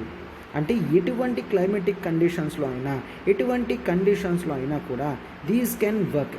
All weather capable and easily maintainable. Okay, easily maintainable అని చూస్తాం. And high agility. High agility అంటే easily movable. High agility capacities ఉన్నాయి అండ్ హై సర్వైవబిలిటీ ఫీచర్స్ కూడా వీళ్ళకు ఉన్నాయి. ఓకే, హై సర్వైవబిలిటీ ఫీచర్స్ ఉన్నాయి against battle damage. Even బ్యాటిల్లో damage అయినా కూడా మోస్ట్ ఆఫ్ ది పార్ట్స్ అనేవి ఎక్కువ హామ్ కాకుండా తక్కువ హామ్తోని ఇవి రాగలవి. అందుకని దీనికి సర్వైవల్ క్యాపబిలిటీస్ కూడా ఎక్కువ ఉన్నాయి అని చెప్తాం అనమాట. సో అందుకని వీటిని జనరల్గా చాలా ప్రిసైజ్డ్గా తయారు చేయడం జరిగింది. అండ్ వీటి ఇంపార్టెన్స్ ఒక్కసారి క్యాపబిలిటీస్ చూడండి అమ్మా. ఈ హెలికాప్టర్స్ మనకి ప్రెసిషన్ అటాక్స్ అనేవి చేస్తాయి. ప్రెసిషన్ అటాక్స్ అంటే ఎగ్జాక్ట్ అటాక్స్ అనేవి చేస్తూ ఉంటాయి అన్నమాట. ప్రెసిషన్ టార్గెట్ ఏదైనా పెట్టుకుంది అంటే ఖచ్చితంగా హిట్ చేసేటట్టు పెట్టుకుంటాయి. ప్రెసిషన్ అటాక్స్ చేస్తాయి. అండ్ హోస్టైల్ ఎయిర్ స్పేస్ ఏదైతే ఉన్నాయో అవన్నీ కూడా వీటి కంట్రోల్లోకి తెచ్చుకోగలవి. అంటే ఏంటి, ఏమైనా ఎక్కడైనా వార్ జరుగుతుంది అనుకోండి, ఆపోజిట్ ఎనిమీ కంట్రీస్ ఉంటాయి కదా, ఆ ఎయిర్ స్పేసెస్ని హాస్టైల్ ఎయిర్ స్పేసెస్ అంటాము. వాటిల్లో కూడా ఇది ఈజీగా వెళ్ళి అటాక్స్ చేయగలవు అనమాట. అటాక్ ఈవెన్ ఇన్ హోస్టైల్ అంటే ఎనిమీ ఎయిర్ స్పేస్, అంటే ఎనిమీ కంట్రీస్లో ఉన్న ఎయిర్ స్పేసెస్లో అనమాట. వాటిలో కూడా ఇది చాలా జాగ్రత్తగా వెళ్ళి అటాక్ చేయగలవి. And it can transmit and receive battlefield pictures అని కూడా చూస్తాము. బ్యాటిల్ ఫీల్డ్ యొక్క పిక్చర్స్ కూడా ఇది తీస్తుంది, పంపిస్తుంది అని కూడా చూస్తాం. అండ్ ఇది fire and forget anti tank missiles కూడా దీంట్లో ఉంటాయి. యాంటీ ట్యాంక్ గైడెడ్ మిసైల్స్ని ఇది లోడప్ చేసుకోగలది. అంటే ట్యాంక్స్ ఏవైనా ఉన్నాయంటే ఆ ట్యాంక్స్ని బ్రేక్ చేసేటట్టు యాంటీ ట్యాంక్ గైడెడ్ మిసైల్స్ అనేవి యూస్ చేస్తారు. అండ్ ఇది ఎయిర్ టు ఎయిర్ మిసైల్స్ కూడా లాంచ్ చేయగలది. వేరియస్ రాకెట్స్ కూడా కెపాసిటీస్ ఏవైతే ఉన్నాయో అవన్నీ కూడా చేయగలది. అండ్ దీంట్లో రేడార్స్ ఉన్నాయి. ఆ కంట్రోల్ రేడార్స్ మొత్తం ఎంతవరకు 360 డిగ్రీ కవరేజ్ అనేది ఇవ్వగలది. దీంట్లో చాలా వరకు సెన్సార్స్ ఉన్నాయి. నైట్ విషన్ సిస్టమ్ కూడా ఉంది అని చూస్తాము. ఏంటమ్మా, నైట్ విషన్ అంటే ఈవెన్ నైట్స్లో కూడా ఇవి బాగా చూడగలవన్నమాట. అందుకని ఇవి బాగా మోడర్నైజ్డ్గా కూడా చెప్తారు. ఇది ఇండియన్ ఎయిర్ ఫోర్స్లో మనం వీటిని ఎక్కువ యూజ్ చేస్తాం అనమాట. ఇండియన్ ఎయిర్ ఫోర్స్లో చినూక్ అండ్ అపాచీ హెలికాప్టర్స్ అనేవి యూజ్ చేస్తారు. And we spoke about Apache అనమాట. ఇప్పుడు మనం చినూక్ హెలికాప్టర్ గురించి చూడండి. So this is Chinook helicopter. ఇది ఎటువంటి అటాక్స్కి కాదమ్మా. ఇది ఏంటి అంటే ట్రాన్స్పోర్ట్ హెలికాప్టర్ అంటాం. ఇది ఎక్కువ శాతం చాలా వెయిట్ ఉన్న ఆబ్జెక్ట్స్ని, ఫర్ ఎగ్జాంపుల్ ఇక్కడ చూసారు కదా, అట్లా వెయిట్ ఉన్న ఆబ్జెక్ట్స్ని లాంగ్ డిస్టెన్సెస్ కానీ హై వెర్టికల్ రీజియన్స్ కానీ లైక్ కొండల మీదకి అట్లాగా ఇది ఈజీగా తీసుకెళ్తుంది అనమాట. ఇది ఎక్కడ యూస్ చేస్తారు? ఇండియన్ ఎయిర్ ఫోర్స్లో యూస్ చేస్తారు. ఇది ఎక్కడి నుంచి తీసుకోవడం జరిగింది? అమెరికా నుంచి కొనడం జరిగింది. ఓకేనా. Both Apache and Chinook helicopters అనేవి మనం అమెరికా నుండి చూస్తాము. ఈ హెలికాప్టర్స్ ఏవైతే ఉన్నాయో ఇవి mainly of twin engine capacities. ఓకేనా. వీటిలో ట్విన్ ఇంజిన్ అనేది ఉంటుంది. అండ్ ఇవి హెవీ లిఫ్ట్ హెలికాప్టర్స్ అన్నమాట. అంటే ఒక్కొక్కటి కూడా 10 వెయిట్. ఓకే, 10 వెయిట్ ఉన్నవి కూడా ఈజీగా పైకి తీసుకొని వెళ్ళగలివి. అంటే ఇవి గూడ్స్ని క్యారీ చేస్తాయి, కార్గోని క్యారీ చేస్తాయి, హ్యూమన్ పీపుల్ని క్యారీ చేస్తాయి. అయితే వీటి అప్లికేషన్స్ ఎక్కడ మనం చూస్తాం సార్? వీటి అప్లికేషన్స్ మెయిన్లీ మనం డిజాస్టర్ మేనేజ్మెంట్ టైంలో యూస్ చేస్తామన్నమాట. డిజాస్టర్ రిలీఫ్ అప్పుడు చాలా వరకు కూడా యూస్ చేస్తాము. And medical evacuation, disaster management టైంలో మెడికల్ ఇవాక్యుయేషన్, ఎవరైతే మెడిసిన్స్ గురించి చూస్తారో వాళ్ళందరినీ లిఫ్ట్ చేయడం కానీ లేదంటే వాళ్ళ దగ్గరికి మెడిసిన్స్ తీసుకెళ్ళి ఇవ్వడం కానీ అన్నీ కూడా ఇది చేస్తుంది. And search and rescue operations కూడా చేస్తుంది అన్నమాట. అండ్ ఎయిర్ క్రాఫ్ట్ రికవరీ కూడా చేస్తుంది. ఏవైనా ఎయిర్ క్రాఫ్ట్స్ ఎక్కడైనా దూరంలో ఉన్నాయి అంటే ఇది ఈజీగా తీసుకొని రాగలది అనమాట. ఓకే. అండ్ పారాషూట్ డ్రాప్స్ కానీ అన్నీ కూడా ఇది ఈజీగా చేయగలది. దీని డిజైనే లాట్స్ ఆఫ్ కార్గో అనేది స్టోర్ చేసేటట్టు దీన్ని తయారు చేయడం జరిగిందనమాట. This is twin engine capacity 1. Okay, twin engine capacity 1 అని చూస్తాం. So this is importance about Chinook helicopters. అయితే ఇప్పుడు ఆర్టికల్ దాని గురించి చెప్తుంది. ఏంటి? Indian government more Chinook and Apache helicopters కొందామని అమెరికన్ గవర్నమెంట్ డీల్స్ అనేవి చేసుకుంటుంది అని కూడా చూస్తాం మనం. ఓకేనా. సో అయితే ఇక్కడ మనం ఇంకా క్లియర్గా చూస్తే ఒక్కసారి చూడండి. ఇండియన్ గవర్నమెంట్ ఇప్పుడు దాని గురించి మాట్లాడుతుంది. అండ్ ఆ కంపెనీ ఏంటమ్మా? బోయింగ్. ఆ బోయింగ్ కంపెనీ వీటి గురించే కాదు, FA-18EF super Hornet fighter jets గురించి కూడా మాట్లాడుతుంది అనమాట. అయితే వాటి గురించి ఒక్కసారి చూడండి, ఎక్స్ప్లెయిన్ చేస్తాను. ఒక్కసారి ఇక్కడ చూసారు కదమ్మా ఎంత నీట్గా సూపర్ ఫెరోషియస్గా కనిపిస్తుందో. దీన్నే మనం FA-18EF సూపర్ హార్నెట్ అని పిలుస్తాము. సూపర్ హార్నెట్ ఫైటర్ జెట్ అనమాట. దీని గురించి నేను డీటెయిల్గా ఎక్స్ప్లెయిన్ చేస్తాను. ఒక్కసారి పిక్చర్ జాగ్రత్తగా చూడమ్మా. ఇక్కడ వీళ్ళు ఏం చెప్తున్నారంటే కంపెనీ వాళ్ళు రీసెంట్గా మనం రఫేల్ ఫైటర్ జెట్స్ తెచ్చుకున్నాం కదమ్మా, అది 4th జనరేషన్ ఫైటర్ జెట్స్ అని చెప్తాము. అయితే ఆ రఫేల్ ఫైటర్ జెట్స్ కన్నా మా దగ్గర ఉన్న సూపర్ హార్నెట్ ఫైటర్ జెట్స్ అనేవి మరింత అడ్వాంటేజ్ అనేది ఇండియన్ గవర్నమెంట్కి ఇస్తుంది. సో మీరు ఇప్పుడు ఆర్డర్ పెట్టుకున్నారంటే మేము మీకు తయారు చేసి ఇవ్వగలము అని కూడా చెప్తున్నారనమాట. చూసారు కదా ఎంత నీట్గా బ్యూటిఫుల్గా ఉందో. ఇది Block 3 వెర్షన్ ఆఫ్ మనం సూపర్ హార్నెట్ ఫైటర్ జెట్ అని చూస్తాము. ఇది ఎక్కడదమ్మా? అమెరికన్ది, USA. ఓకే, అమెరికన్ గవర్నమెంట్ది. ఈ picture officially taken from Boeing website అనమాట. ఓకే, బోయింగ్ వెబ్సైట్ నుంచి తీసుకొని పెట్టిన పిక్చర్. ఇన్ జనరల్గా ఇవి ఎక్కడ కూడా దొరకట్లేదు. దీని పిక్చర్స్ అనేవి వాళ్ళు చాలా జాగ్రత్తగా క్లోజ్డ్ స్పేసెస్లో మాత్రమే ఈ ఫైటర్ జెట్ అనేది ఉండడం జరిగింది అనమాట. అయితే దీని ఇంపార్టెన్స్ మనం ఒక్కసారి చూద్దాం. ఆ తర్వాత మీకు దీని గురించి క్లారిటీ అనేది వస్తుంది. వాటిని సింపుల్గా సూపర్ హార్నెట్స్ కూడా అని అంటారు. అయితే ఈ సూపర్ హార్నెట్ అనేది వరల్డ్లో మోస్ట్ లీథల్ వన్ అని చూస్తాము. Most lethal one and most advanced one and most combat proven one, అంటే వార్ టైంలో కూడా ఇది దాని కెపాసిటీస్ అనేది ఆల్రెడీ ప్రూవ్ చేసింది. దీని ఇంప్రూవ్మెంట్ గురించి ఏమీ కూడా చూడవసరం లేదు. అండ్ ఇది మల్టీ రోల్ అనేది ప్లే చేస్తుంది, అంటే కేవలం అటాక్కి మాత్రమే కాదు, డిఫెన్స్కి యూజ్ చేయొచ్చు, రికవరీ ఆపరేషన్స్కి యూజ్ చేయొచ్చు, రెస్క్యూ ఆపరేషన్స్ కూడా యూజ్ చేయొచ్చు. అట్లాంటి రోల్ ఉంటే దాన్ని మల్టీ రోల్ ఫైటర్ జెట్స్ అని అంటామన్నమాట. అయితే ఇప్పుడు చూపించిన పిక్చర్ బ్లాక్ 3 వర్షన్ అనమాట. బ్లాక్ 3 వర్షన్ ఇది ఎప్పుడూ కూడా day and night precision guided weapons అనేవి లాంచ్ చేయగలది. Day and night precision attacks అనేవి చేస్తుంది, ఎగ్జాక్ట్ అటాక్స్ అనేది చేస్తుంది అనమాట, అది ఏ టైంలో అయినా. అయితే ఇంక ఇది ఎస్కార్ట్ ఆపరేషన్స్ కూడా చేస్తుంది, అంటే ఎప్పుడైనా అమెరికన్ ప్రెసిడెంట్ కానీ పెద్ద పెద్ద పర్సనాలిటీస్ వెళ్తే వాళ్ళతో పాటు ఫైట్లో కూడా ఎస్కార్ట్స్ అనేవి ఉంటాయి, ఫైటర్ ఎస్కార్ట్స్ ఉంటాయి, దాంట్లో దీన్ని యూజ్ చేస్తారు. అండ్ ఎనిమీ ఎయిర్ స్పేసెస్ ఏవైతే ఉన్నాయో, ఎనిమీ ఎయిర్ డిఫెన్సెస్ ఏవైతే ఉన్నాయో వాటిని ఇవి కంట్రోల్లో పెట్టగలవి. అండ్ ఆ తర్వాత ఈవెన్ ఇవి మ్యారిటైమ్ స్ట్రైక్ కూడా చేస్తాయి. ఓకే, నేవీ హెలికాప్టర్స్ కానీ నేవీ వార్షిప్స్ మీద కూడా ఇవి అటాక్ చేయగలవి.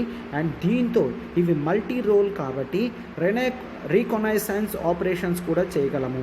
రీకనైసెన్స్ అంటే నథింగ్ బట్ ఏదైనా హెలికాప్టర్ అనేది ఎక్కడో పడిపోయింది అనుకోండి అమ్మ, అది మన రేడార్స్లో దొరకట్లేదు అంటే దీన్ని పంపిస్తాము, ఇది వెతికి తెస్తుంది అనమాట. అంత కెపాసిటీస్ దీనికి ఉంటుంది అని చూస్తాం. అండ్ ఎప్పుడూ కూడా రీఫ్యూయలింగ్ కెపాసిటీస్లో కూడా ఇది కటింగ్ ఎడ్జ్ టెక్నాలజీ అనేది యూజ్ చేస్తుంది. మల్టీ రోల్ సుపీరియారిటీ ఉంటుంది, ఎగ్జాక్ట్ టాక్టికల్ స్ట్రైక్స్ అనేవి చేస్తుంది, ఎయిర్ డిఫెన్స్ చేస్తుంది, అన్నీ కూడా చేస్తుంది. దీంట్లో డేటా టెక్నాలజీ కూడా లైఫ్ సైకిల్ అఫోర్డబిలిటీ అనేది పెట్టడం జరిగింది, అంటే అడ్వాన్స్డ్ టెక్నాలజీస్ అన్నీ కూడా పెట్టడం జరిగింది. ఇది లేటెస్ట్ జనరేషన్ కాబట్టి అడ్వాన్స్డ్ కాక్పిట్స్ కానీ కంప్యూటింగ్ కానీ అన్నీ కూడా దీంట్లో చాలా జాగ్రత్తగా పెట్టడం జరిగింది. ఇది తక్కువ కాస్ట్తో ఎక్కువ మిషన్ రెడీనెస్ అనేది ఉంటుంది అని చెప్తున్నారనమాట. మిషన్ రెడీనెస్ అంటే మీరు ఏ టైం చెప్పినా కూడా ఇది ఎక్కువ అవర్స్ వర్క్ చేసేటట్టు చెప్తుంది అనమాట. ఓకే, సో అయితే ఇక్కడ చూస్తే ఇది టోటల్గా చాలా వరకు కూడా ఫ్యూచర్ రెడీ. అండ్ ఇది ఇప్పుడు ఇండియాకి కావాలంటే మేము ఇవ్వగలము అని కూడా చెప్తున్నారనమాట. ఇది అడ్వాన్స్డ్ ఇండిజినియస్ టెక్నాలజీ కాబట్టి మేము ఇవ్వగలము అని చెప్తున్నారు. ఇండియన్ ఎయిర్ ఫోర్స్ కెపాసిటీస్ని బాగా పెంచుతుంది అని చెప్తున్నారు. Okay, so these are the helicopters that you should know. అయితే ఇప్పుడు ఆర్టికల్లో ఏముంది, ఆర్టికల్లో ఈ Chinook helicopters and Apache helicopters అనేవి మరింత పర్చేస్ కెపాసిటీస్ అనేవి పెరుగుతున్నారు, వీటిని మేము ఇస్తాము చాలా త్వరలో అని చెప్తున్నారనమాట. నియర్లీ 6 more అపాచీ హెలికాప్టర్స్ తీసుకుంటున్నారు. దాంతో ఎక్స్ట్రా కాస్ట్ ఆఫ్ 800 million దాకా ఇండియన్ ఎయిర్ ఫోర్స్ మీద భారం పడుతుంది అనమాట. ఓకే, సో అయితే లాస్ట్ టైం డిజైన్ చేసినప్పుడు, ఈ డీల్ చేసినప్పుడు $3 billion వర్త్ ప్రాజెక్ట్స్ అనేవి యాక్సెప్ట్ చేయడం జరిగింది. ఇప్పుడు ఎక్స్ట్రా హెలికాప్టర్స్ తీసుకోవడంతో అపాచే మరొక 800 million దాకా ఎక్స్ట్రా కాస్ట్ అనేది కూడా పడుతుంది అని చెప్తున్నారు. Okay, so these are the things that you should know. ఇప్పుడు మనం మన నెక్స్ట్ ఆర్టికల్లోకి వెళ్తున్నాం, జాగ్రత్తగా చూడండి. నెక్స్ట్ ఆర్టికల్ చూడమ్మా, ministry seeks feedback on disability policy. Disability policy అనేది మనకి చాలా ఇంపార్టెంట్. ఇది ఏ మినిస్ట్రీ చూసుకుంటుంది, ministry of social justice and empowerment, ఈ మినిస్ట్రీ అనేది చూసుకుంటుంది. అయితే మనకి ఇది ఎక్కడ ఉందమ్మా, ఇది మనకి GS2 పాలిటీలో ఇంపార్టెంట్ టాపిక్ అనమాట. GS2 పాలిటీలో ఎందుకు అంటే అక్కడ మనకి సోషల్ జస్టిస్ అనే టాపిక్ ఉంది. సోషల్ జస్టిస్ GS2లో సోషల్ జస్టిస్ టాపిక్ ఉంది. ఆ టాపిక్లో మనకి ఈ వ్యూ అనేది చాలా ఇంపార్టెంట్ అనమాట. అయితే మనకు ఒక్కసారి చూస్తే 2016లో గవర్నమెంట్ ఒక పాలసీ అనేది తీసుకొచ్చింది. ఏంటి, ఒక act, rights of persons with disability, rights of persons with disabilities act. Okay, rights of persons with disabilities act 2016 అనేది రావడం జరిగింది.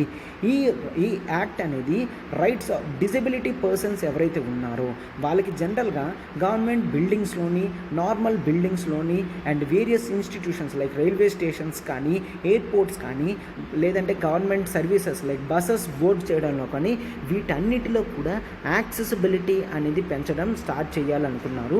2016లో ఈ యాక్ట్ అనేది తీసుకొచ్చారనమాట. Government also started one program that is called accessible India scheme అనమాట. Accessible India scheme ఇవన్నీ కూడా ministry of social justice and empowerment చేతుల్లోనే జరుగుతున్నాయి అనమాట. సో ఈ 2016 యాక్ట్లో ప్రయర్గా కేవలం 7 మాత్రమే డిజబిలిటీస్గా యాక్సెప్ట్ చేసేవారు. బట్ ఈ 2016 పాలసీ వచ్చిన తర్వాత వాటిని 7 నుంచి 21కి తీసుకొని వెళ్ళడం జరిగింది. అంటే ద నెంబర్ ఆఫ్ డిజబిలిటీస్ అనేవి పెంచారు. ఎందుకు? ఈ యాక్ట్ ప్రకారం వీళ్ళకి ఎడ్యుకేషన్ సెక్టార్లోని 3% రిజర్వేషన్స్ అనేవి వస్తాయి, అవునా? అండ్ ఎడ్యుకేషన్లోని ఎంప్లాయ్మెంట్లో 3% రిజర్వేషన్స్ అండ్ 4% రిజర్వేషన్స్ అనేవి వస్తాయి. సో ఎక్కువ డిజబిలిటీస్ అనేవి ఇంక్లూడ్ చేయగలిగితే డిజబిలిటీతో నిజంగా ఎవరైతే బాధపడుతున్నారో వాళ్ళకి గవర్నమెంట్ నుంచి కాస్త సోషల్ వెల్ఫేర్ మెషర్ లాగా వస్తుంది అని చెప్తున్నారన్నమాట. అయితే ఈ సోషల్ జస్టిస్ చూస్తే పర్సన్స్ విత్ డిజబిలిటీస్ని ప్రమోట్ చేస్తుంది. ఓకే, ఎవరైతే చాలా బాధలతో ఉన్నారో, డిజబిలిటీ అనేది ఉంటుందో వాళ్ళకి education accessibility, health care accessibility, social security and accessibility అనేది ఇవ్వడం జరుగుతుంది అన్నమాట. ఇప్పుడు ఒక డ్రాఫ్ట్ పాలసీ అనేది తీసుకొని వచ్చారు ఈ 2016ని అమెండ్ చేయడానికి అన్నమాట. సో ఈ పాలసీ ఏదైతే వస్తుందో అవి కేవలం ట్రెడిషనల్ కాజెసే కాదు, అంటే ఇంతవరకు 21 ఉన్నాయి కదా, అవి మాత్రమే కాదు, ఈవెన్ మాల్ నరిష్మెంట్ కూడా యాడ్ చేస్తాము, మెడికల్ నెగ్లిజెన్స్ కూడా యాడ్ చేస్తాం, socio cultural factors and impairments కూడా మేము ఇంపైర్మెంట్స్ కాజ్డ్ బై డిజాస్టర్స్ టైంలో జరిగినంత వరకు కూడా విపత్తులు జరుగుతాయి కదా, ఆ టైంలో ఉన్న ప్రస్తుతానికి వాళ్ళని డిజబిల్డ్గా తీసుకోవట్లేదు. బట్ నెక్స్ట్ ఈ పాలసీలో అమెండ్ చేసి తీసుకొచ్చిన పాలసీలో ఇలాంటివన్నీ కూడా తీసుకొస్తాం. సో ఎవరైతే సివిల్ సొసైటీ ఆర్గనైజేషన్స్ వాళ్ళు ఉన్నారో వాళ్ళందరూ కూడా వాళ్ళ ఫీడ్బ్యాక్ అనేది ఇవ్వండి. మరింత ఇంప్రూవ్మెంట్స్ దేనికైనా చెయ్యాలి అనుకుంటే మేము చేయడానికి సిద్ధంగా ఉన్నాం. ఎందుకు? మనం గవర్నెన్స్లో ఇప్పుడు ఒక కాన్సెప్ట్ చూస్తామమ్మా, ఏంటని? The concept of participation.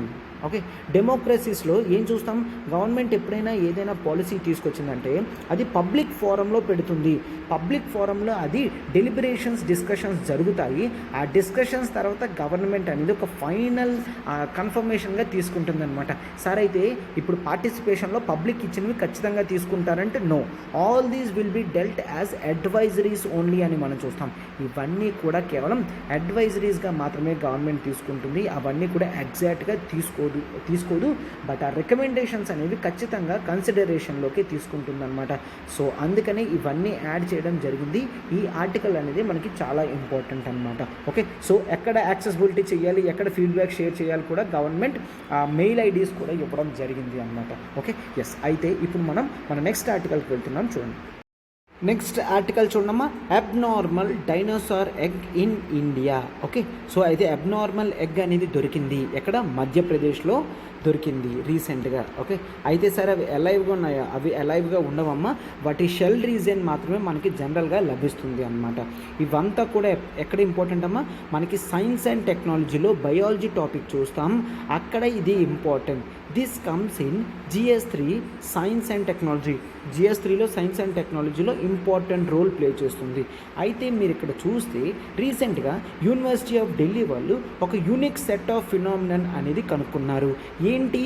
జనరల్గా ఎగ్ లేయింగ్ ఆర్గానిజమ్స్ ఎప్పుడు కూడా ఎగ్ని లే చేస్తాయి, ఎగ్ని పెడతాయి, అవునా?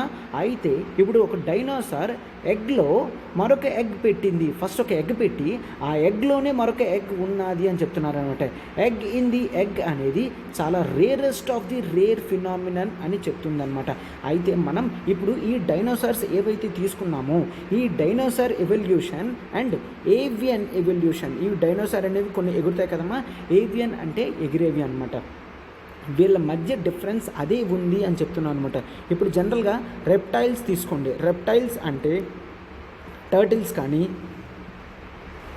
ఆర్ ఇన్ జనరల్గా కాక్రోచెస్ కానీ ఇవన్నీ కూడా మనం ఇన్ జనరల్ రెప్టైల్స్ అని అంటాము. ఈ రెప్టైల్స్ టర్టిల్స్, లిజర్డ్స్, క్రొకొడైల్స్ ఇవన్నీ కూడా రెప్టైల్స్ అంటాం. ఈ రెప్టైల్స్ అన్నీ కూడా ఎగ్స్ పెడతాయి. అయితే కొన్ని ఎగ్స్ పెడతాయి. ఈ ఎగ్స్ అన్నీ కూడా ఇన్ జనరల్గా ఉంటాయి తప్ప ఎగ్ ఇన్ ఎగ్ ఫినామినన్ అనేది ఫస్ట్ టైం చూస్తున్నాము అని చెప్తున్నారు అనమాట. సో ఇది ఫస్ట్ టైం చూస్తున్నాం కాబట్టి యూపీఎస్సీలో ఇటువంటి క్వశ్చన్ అడుగుతారు. ఏంటని ఎగ్ ఇన్ ఎగ్ ఫినామినన్ అనేది డైనోసార్స్లో అప్పుడప్పుడు చూస్తాము అని చెప్తారనమాట. ఎస్, ఆ స్టేట్మెంట్ అనేది కంప్లీట్లీ 100% ట్రూ. ఎందుకంటే రీసెంట్గా ఫాజిలైజ్డ్ ఎవిడెన్స్ కూడా మనకి ఇండియాలో లభించింది కాబట్టి ఎప్పుడూ కూడా ఏంటి ఎగ్ ఇన్ ఎగ్ ఫినామినన్ అనేది ఎక్కడా కూడా ఉండదు కదా, ఇది రాంగ్ అనుకొని మనం ఆన్సర్ తీసేస్తాము. బట్ నో, ఈ ఫినామినన్ అనేది అక్కడ ఉంది అని చూస్తాం. This is the rarest of the rare phenomenon. ఇట్లాంటి అంటే ఎగ్ ఇన్ ఎగ్ అనేది ఎప్పుడూ కూడా ఉండదు అని చెప్తున్నారనమాట. ఎందుకు? ఖచ్చితంగా ఒక ఎగ్ కావాలి అంటే స్పర్మ్ ప్లస్ ఓవా అనేది కలవాలి. అవునా? మేల్స్ నుంచి స్పర్మ్స్ రిలీజ్ అయ్యి ఫిమేల్స్ నుంచి ఓవా రిలీజ్ అయ్యి ఆ రెండు రిలీజ్ అయిన తర్వాత ఎగ్ ఫార్మ్ అవుతుంది. అలాంటప్పుడు ఒక ఎగ్ ఇన్ ఎగ్ అనేది చాలా rarest of the rare phenomenons కింద చూస్తాము. ఓకేనా? అండ్ మిగిలిన బయోలాజికల్ డేటా అదంతా కూడా మనకి అవసరం లేదు. కేవలం ఇంపార్టెన్స్ టువర్డ్స్ ఎగ్జామినేషన్ వరకు చూస్తే సరిపోతుంది అనమాట. Okay, yes. అయితే ఇప్పుడు మనం మన నెక్స్ట్ ఆర్టికల్కి వెళ్ళిపోతున్నాం. చూడండి, నెక్స్ట్ ఆర్టికల్ చూడమ్మా, new advisories on type 1 diabetes అనేది చూస్తాము. అయితే ఈ ఆర్టికల్ మనకి ఎక్కడ ఇంపార్టెంట్ అమ్మా, మనకి సైన్స్ అండ్ టెక్నాలజీలో బయాలజీ పార్ట్ ఉంటుంది కదా, అక్కడ GS 3లో ఇంపార్టెంట్ టాపిక్. అండ్ ప్రిలిమ్స్లో కూడా మనకి difference between type 1 diabetes and type 2 diabetes అనేది తెలియాలన్నమాట. అయితే వీటి గురించి క్లియర్గా తెలియాలి అంటే డయాబెటీస్ గురించి ముందు చూడండి, ఆ తర్వాత వాటి డిఫరెన్సెస్ అన్నీ కూడా మనకి క్లియర్గా అర్థమవుతాయి. Okay, first of all diabetes అనేది మనం తీసుకున్నామంటే ఇన్ జనరల్గా ద వర్డ్ షుగర్ పేషెంట్ అంటాం కదమ్మా, ఆ షుగర్నే మనం డయాబెటీస్ అంటాము. దాన్నే డయాబెటీస్ మిల్లిటస్ అని కూడా అంటాము. Okay, diabetes mellitus or sugar అని అంటాం. మెయిన్ ఇది ఒక కమ్యూనికబుల్ డిసీజా అంటే no, this is a non communicable disease. ఇది ఉన్న వాళ్ళ నుంచి అది ఏమీ కూడా వాళ్ళతో పడుకున్నా మాట్లాడినా వాళ్ళ ప్లేట్లో తిన్నా అట్లా ఏమీ కూడా ఇది ట్రాన్స్ఫర్ అవ్వదు. దాన్ని మనం నాన్ కమ్యూనికబుల్ డిసీజెస్లో పెడతాము. ఓకేనా, నాన్ కమ్యూనికబుల్ డిసీజెస్లో పెడతాం. బట్ ఇది ఒక క్రోనిక్ డిసీజ్, అంటే ఇది ఒకసారి వచ్చిందంటే దీనికి ఎండ్ అనేది ఉండదు. ఖచ్చితంగా ఇచ్చిన డోసేజ్ ప్యాటర్న్ని అవన్నీ కూడా ఖచ్చితంగా యూజ్ చేయాలన్నమాట. అయితే ఈ డయాబెటీస్ బాడీలో ఎక్కడ సెక్రీషన్స్ అవుతాయి అంటే బాడీలో మనకి ప్యాంక్రియాస్ అనేవి ఉంటాయి. ప్యాంక్రియాస్ ఇది ఒక ఆర్గాన్ అనమాట బాడీలో. ఈ ప్యాంక్రియాస్ రెగ్యులర్గా ఇన్సులిన్ అనేది రిలీజ్ చేస్తుంది. ఏం రిలీజ్ చేస్తుందమ్మా? ఇన్సులిన్. ఈ ఇన్సులిన్ అనేది బాడీలో షుగర్ లెవెల్స్ని కంట్రోల్లో ఉంచుతుందన్నమాట. షుగర్ కంట్రోల్ ఎక్కువైతే ఇన్సులిన్ రిలీజ్ అయ్యి వాటిని తగ్గిస్తుంది. లేదు అంటే ఇన్సులిన్ మళ్ళీ రిలీజ్ అయ్యి కావాల్సినంత షుగర్స్ అనేవి బాడీకి ఇస్తుంది. అయితే ఈ ఇన్సులిన్ అనేది హార్మోన్ అనేది, ఈ ఇన్సులిన్ అనేది ఒక హార్మోన్. ఇది బ్లడ్లో బ్లడ్ షుగర్ లెవెల్స్ అనేది చూసుకుంటుంది. Or something we call as glucose levels అని కూడా అంటాం, గ్లూకోజ్ లెవెల్స్. సో దీంతో ఏం చేస్తుంది? ఇది carbohydrates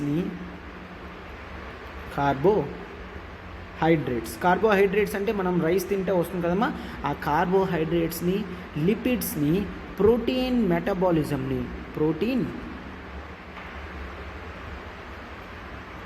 మెటబాలిజంని and cell division and గ్రోత్ని కూడా ప్రమోట్ చేస్తాము.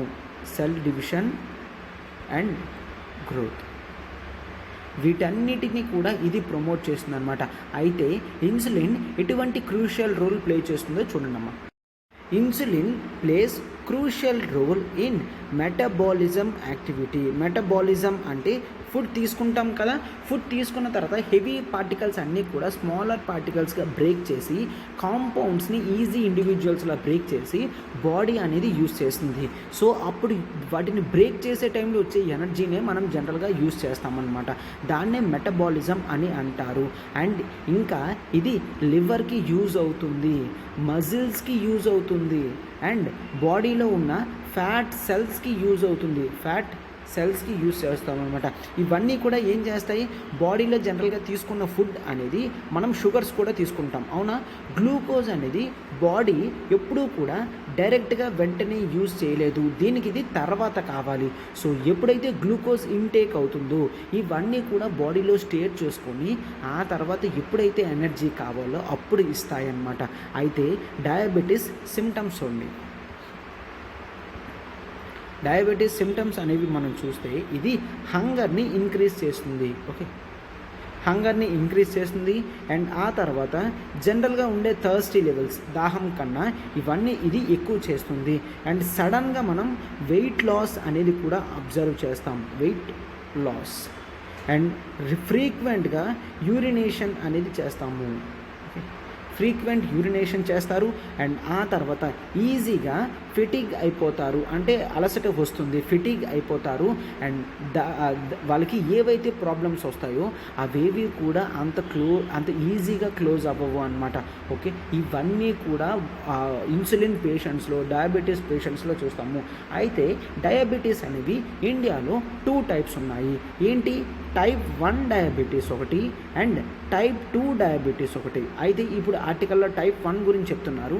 టైప్ 1 డయాబెటీస్ ఏంటి అంటే బాడీలో ఇన్సులిన్ లెవెల్ ఉంటుంది కదా, ఆ ఇన్సులిన్ లెవెల్ అనేది కరెక్ట్గా ఉండాలి, లేకపోతే మనకి డయాబెటీస్ అనేది వస్తుంది. సో ఇన్సులిన్ లెవెల్స్ అయితే ఎక్కువైనా రిలీజ్ అవ్వాలి, తక్కువైనా రిలీజ్ అయిపోతున్నాయి, ఎగ్జాక్ట్గా కంట్రోల్ చేయలేకపోతుందంటే దాన్ని మనం టైప్ 1 డయాబెటీస్ అని అంటాము.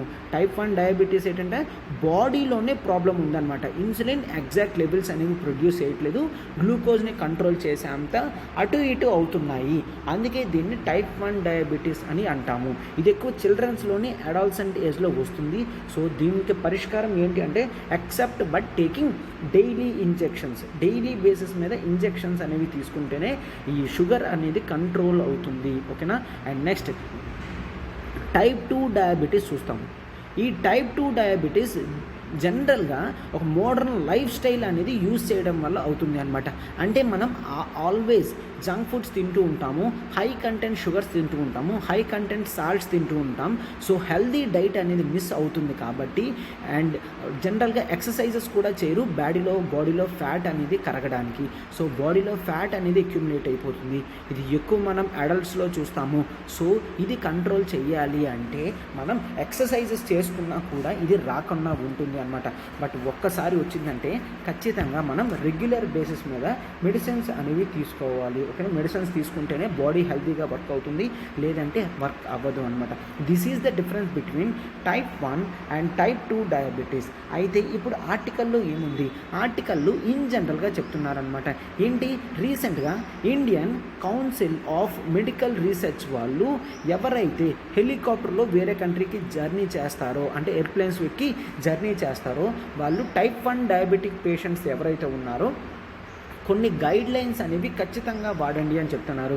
ఎందుకంటే ఇండియాలోనే highest number of type 1 diabetic patients అనే వాళ్ళు ఉన్నారనమాట. ఇన్ జనరల్గా వరల్డ్లో చూసుకుంటే చాలా ఎక్కువ మంది ఇండియాలో ఉన్నారు అని చెప్తాం. ఓకే, సో అండ్ నెక్స్ట్ ఈ ICMR గైడ్ లైన్స్ అనేవి ఇచ్చింది. ఏంటి, వాళ్ళు ఖచ్చితంగా వెళ్ళేటప్పుడు డాక్టర్స్ని కన్సల్ట్ చేయండి. వాళ్ళ డాక్టర్స్ ఉంటారు కదా, జనరల్ ఫిజిషియన్స్, వాళ్ళని కన్సల్ట్ చేయండి. అండ్ వాళ్ళు ఇచ్చిన మెడిసిన్ ప్లాన్ ఇదంతా కూడా చెప్పండి. సార్ డాక్టర్ ఎప్పుడు కలాలి, ముందు రోజు నైట్ అంటే no, they are telling at least ఒక 1 మంత్ నుంచి 1.5 మంత్ ముందే మీరు జనరల్ ఫిజిషియన్ని కలిసి ఇట్లా 1 మంత్ తర్వాత మేము ఇలా వెళ్తున్నాము, నేను ఎటువంటి జర్నీస్ చేయాలి, ఎటువంటి ఫుడ్ తినాలి అన్నీ కూడా నీట్గా జాగ్రత్తగా రాసుకోండి అని చెప్తున్నారనమాట.